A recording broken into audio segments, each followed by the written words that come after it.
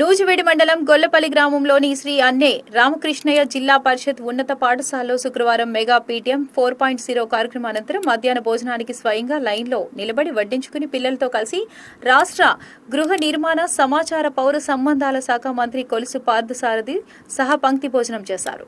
ఈ సందర్భంగా మంత్రి కొలుసు పార్థసారథి మాట్లాడుతూ విద్యా అభివృద్ధి కార్యక్రమాలకు జాతీయ నాయకుల పేర్లతో శ్రీకారం చుట్టామని, దీనివల్ల విద్యార్థుల్లో స్ఫూర్తి, జాతీయ భావాన్ని మరింత పెంపొందించుకోవచ్చని అన్నారు.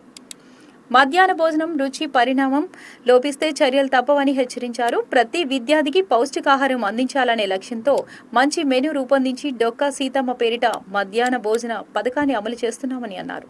విద్యార్థి దశ నుండే మంచి పౌష్టికాహారం అందించడం ద్వారా ఆరోగ్యవంతమైన సమాజాన్ని రూపొందించాలనేది ప్రభుత్వ లక్ష్యమని అన్నారు.